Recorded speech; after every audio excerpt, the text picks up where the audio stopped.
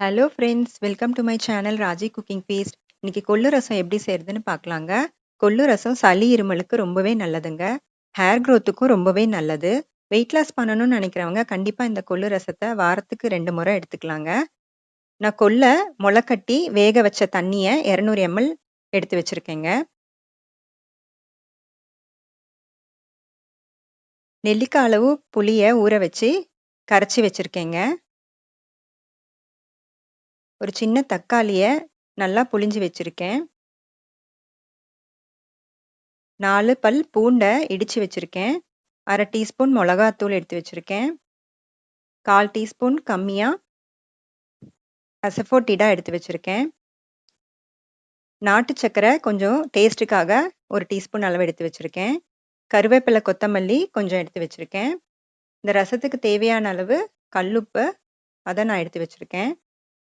இது ரசப்பொடிங்க, வீட்டிலேயே அரைச்ச ரசப்பொடி. இந்த ரசப்பொடி எப்படி செய்யுதுன்னு நான் வர வீடியோவில் கண்டிப்பாக சொல்கிறேன். இப்போ நான் சொன்னது எல்லாத்தையும் மிக்ஸ் பண்ணுறதுக்கு ஒரு பவுல் எடுத்து வச்சிருக்கேன்.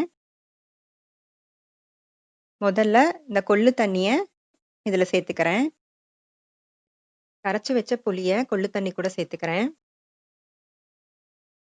இது கூட பிழிஞ்ச தக்காளி அதையும் சேர்த்துக்கிறேன். இடிச்சு வச்ச பூண்டு,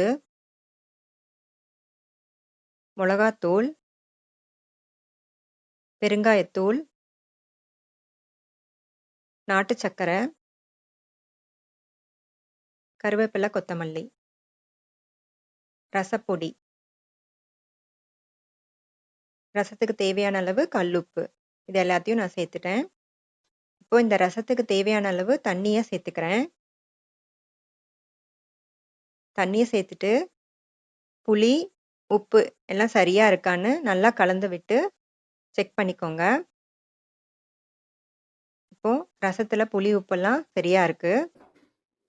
ஸ்டவ்ல பேன் வச்சிருக்கேங்க. பேன் லைட்டாக சூடானதும் கரைச்சி வச்ச கொள்ளு தண்ணியை நான் இதில் சேர்த்துக்கிறேன். இந்த கொள்ளு தண்ணி லைட்டாக கொதிக்க விட்டால் போதுங்க. இந்த மாதிரி நுரக்கட்டி லைட்டாக கொதிக்க ஆரம்பித்த உடனே நம்ம ஸ்டவ்வை ஆஃப் பண்ணிடணும். அப்போ தான் இந்த கொள்ளு ரசம் ரொம்பவே சுவையாக இருக்கும். பாருங்கள், இப்போ நான் ஸ்டவ்வை ஆஃப் பண்ணிட்டேன். நம்ம சூப்பரான கொள்ளு ரசம் ரெடி ஆயிடுச்சுங்க. இது சளி இருமலுக்கு ரொம்பவே நல்லது. வெயிட் லாஸ் பண்ணுறவங்க கண்டிப்பாக இந்த கொள்ளு ரசத்தை எடுத்துக்கலாம்.